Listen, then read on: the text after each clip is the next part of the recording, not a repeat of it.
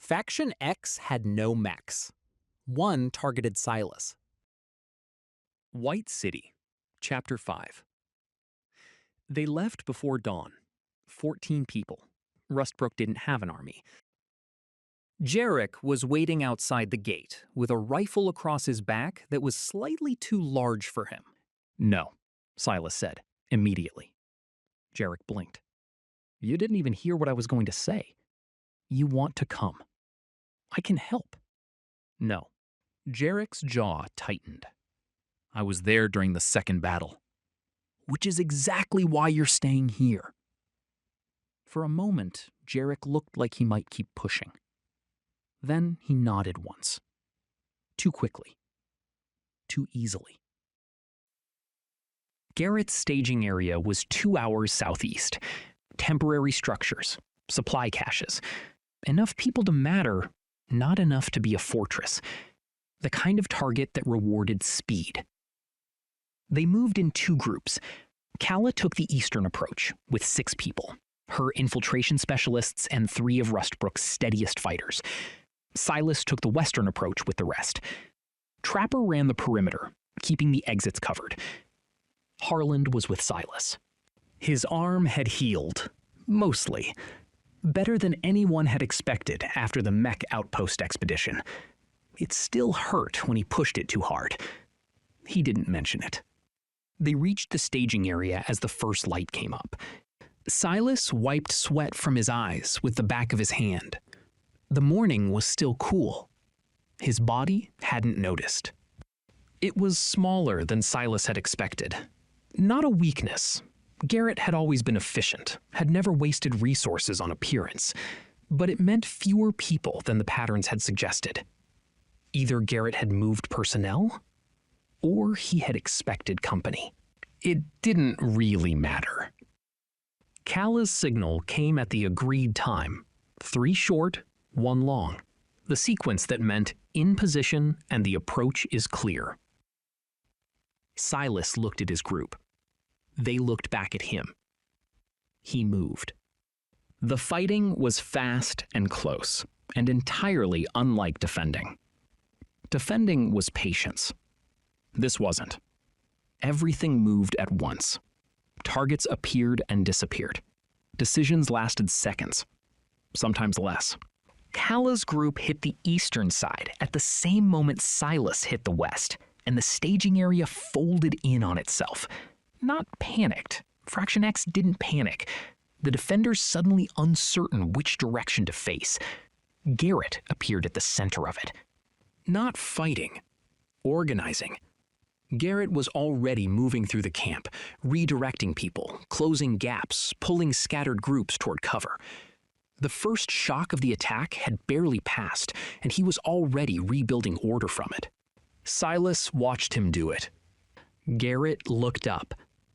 Their eyes met across the camp. Silas noticed the small scar beside Garrett's left eye. He had given him that scar at the second battle. No surprise. Almost a greeting. Then Garrett turned and shouted another order. He respected that. He moved toward him anyway. The mech appeared at minute 7.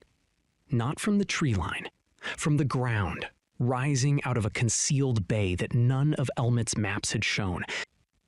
It was smaller than the one from the second battle. Faster. Its targeting arrays were active before it was fully upright, cycling through the positions of everyone in the staging area. Harland was already moving. He had the module out of the case before Silas reached him. His hands on the interface. "Give me 30 seconds," Harland said. The mech turned toward them. 20 meters. 15. Its targeting array settled. On Silas. Not on Harland and the module, not on the nearest threat. On Silas specifically. For a moment, he became aware of every bruise from the past week. His body suddenly interested in survival. Harland's hands moved on the module. 10 meters. Movement broke from the eastern side of the staging area. One of Fraction X's fighters, seeing Harland kneeling with the module and understanding immediately what mattered. He was fast. Too fast. Silas started toward them and knew instantly he would not reach them in time. Movement flashed in from the side. Yerrick. Not cleanly, not skillfully. He hit the man at full speed from the side with all the uncontrolled force of someone acting before thought could catch up, the impact sending both of them crashing into the mud beside the module. The rifle went off once. Wild. Yerrick was here. Of course he was. Silas never knew whether the shot hit anything, but it bought seconds. Harland never looked up. His hands kept moving across the interface, even while Jarek and the Fraction X fighter rolled half a meter away from him in the dirt. The fighter got a knife halfway free before Jarek slammed the rifle stock into his face. Then Trapper was there. One shot. Finished. Harland, Silas said. 20 seconds, Harland said. His voice was completely level. His hands were not shaking. The mech stopped. Not because of the module. Harland's hands were still moving, the interface still cycling, the override not yet established. It stopped on its own. Its targeting array still fixed on Silas. Its weapon system still active. Just still. Silas looked at it. It looked at him. The hum came. Not from behind his eyes, from everywhere. From the air itself. The resonance of something that had been distant for a long time and was now simply here. He felt something move in his chest. Not fear. Recognition. The mech's targeting array shifted. A small movement. Precise. Deliberate. Not toward a target. Away from one. It turned, degree by degree, until it was facing the eastern side of the staging area, toward Fraction X's consolidated position, toward Garrett.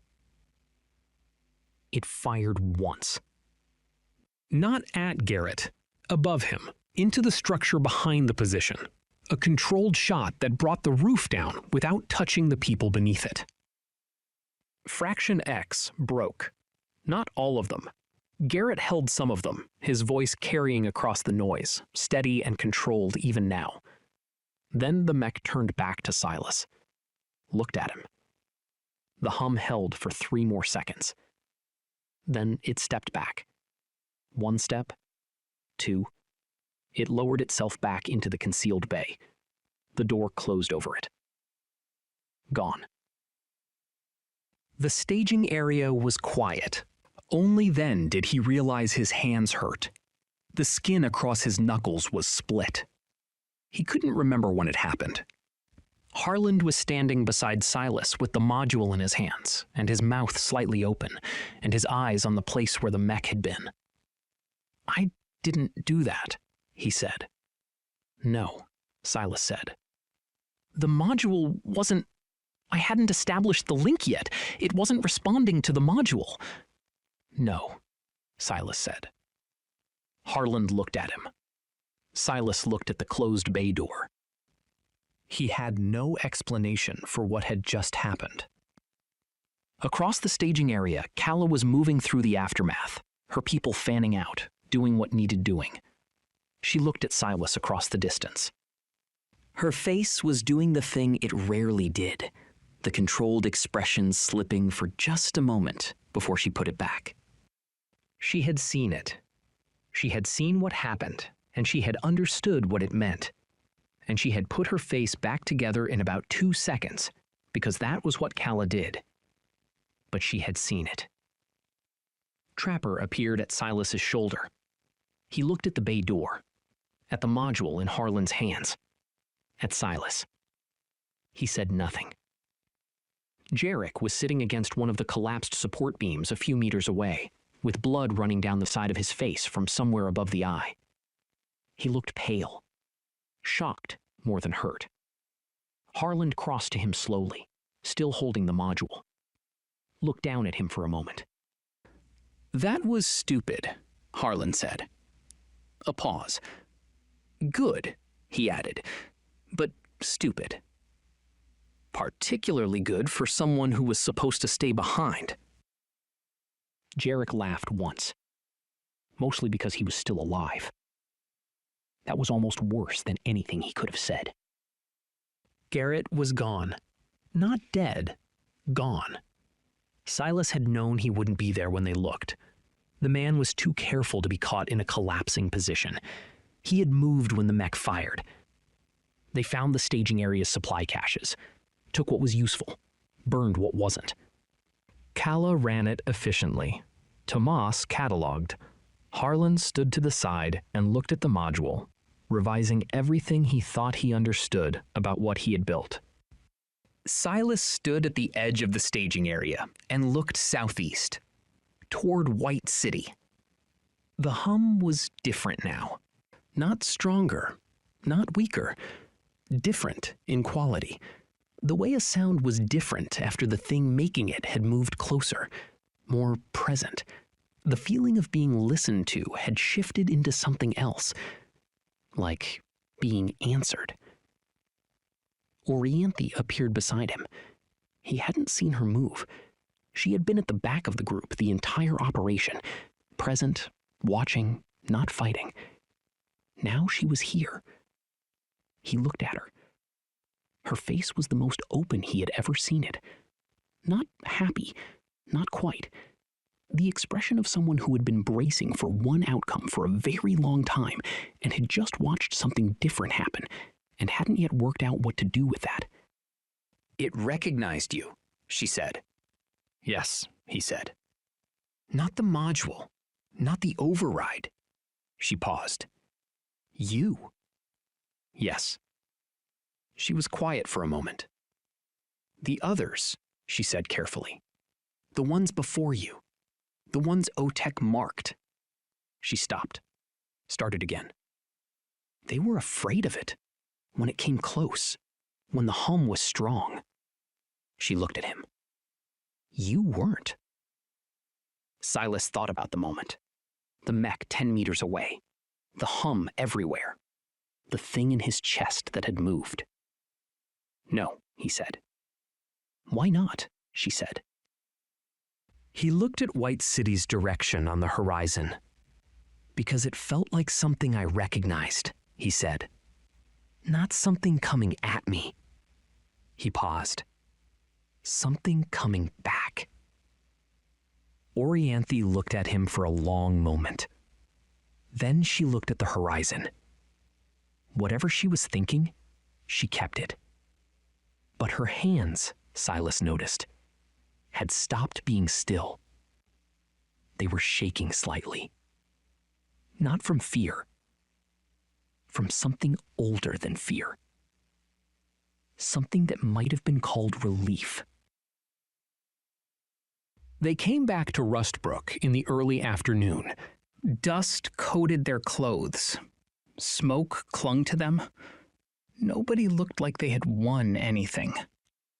The gate opened before they reached it. Someone on the watchtower had seen them coming, had counted them, had done the arithmetic of 14 out and 14 back. Miriam was there. She gave Silas the full inventory. Nothing skipped. She took in what had happened without being told, finding it in the way they moved, in Harlan's hands on the module, in Orianthe's face. "Garrett," she said. "Gone," Silas said. "Not finished. Gone."